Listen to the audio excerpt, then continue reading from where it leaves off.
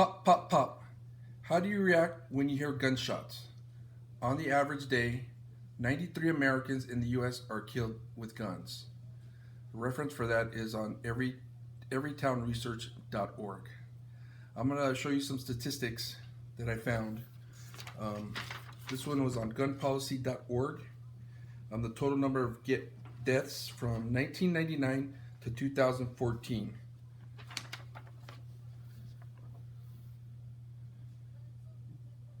Right.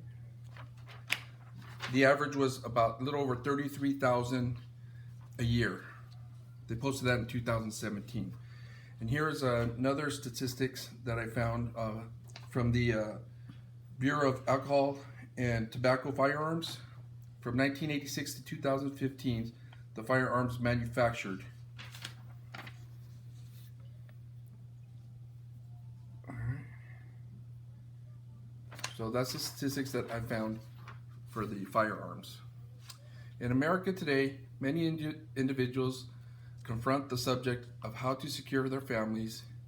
Is owning a gun the appropriate response? We face many weapon controls, for example, inadvertent shootings, youngsters playing around with an equipped firearm and shooting themselves, and a wide range of vicious violations. What's at fault? Who's at fault? The NRA, the general population who buy these deadly weapons, or even better, the wholesalers who pick out their destructive guns, sell them in the parks, rebel volunteers, or army, etc.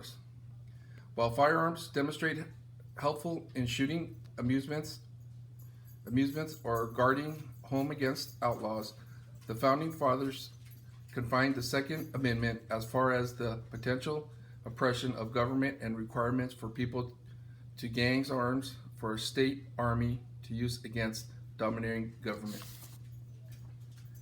In other words, innocent people are dying each day as America arms itself instead of taking the precautions to make sure innocent people don't die for foolish thug shootings or cop chase, and it's estimated that 44% of Americans own some firearms, not including the army or gangs. Some individuals have valid reasons for being armed while others purchase weapons for criminal intent. Nonetheless, if all the guns presently owned in America were collectively gathered, it is likely that at least one weapon would be available for every adult and child in the United States. That's something to think about. In addition, United States needed to take care of this, and they did. They passed the Bill Brady Handgun Violence Protection Act, all the more known as the Bill Brady Act. First, the Bill Brady allows a cooling off period. The waiting period is a week long, that gives the local police time to do a background check on the person purchasing the gun.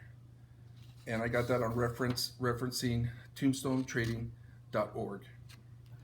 Second, also, it might serve as a cooling off period for someone who might buy a firearm to settle a heated argument.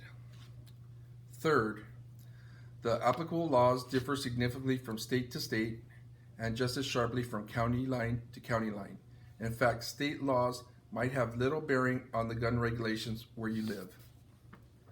Fourth, many people who buy firearms for protection take training courses on the safe storage and handling of guns.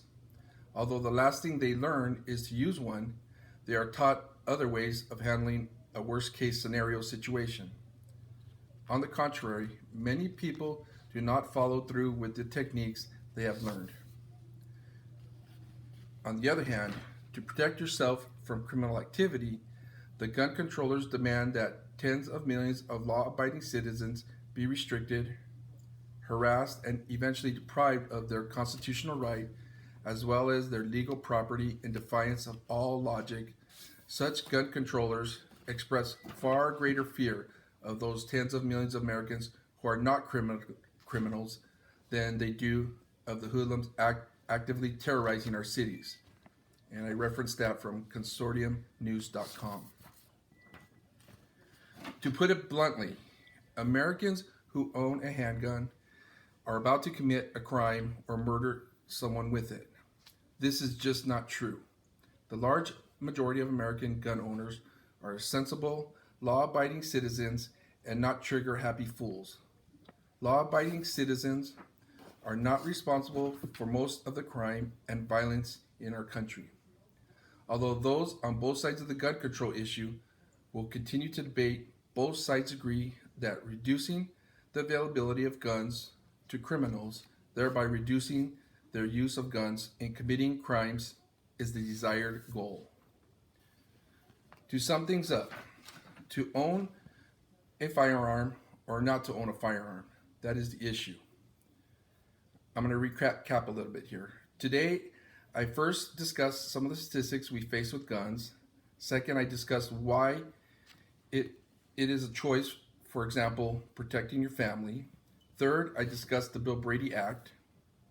Finally, I explained Americans who own guns.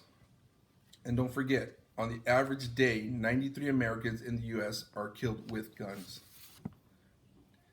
In conclusion then, to own a firearm and properly train can save not only your life, but your family's life. Look at what happened in Texas. "I'm not a hero," stated Stephen Ford. Had he not been prepared and gun ready, more people would have died. I just want to be ready. What about you?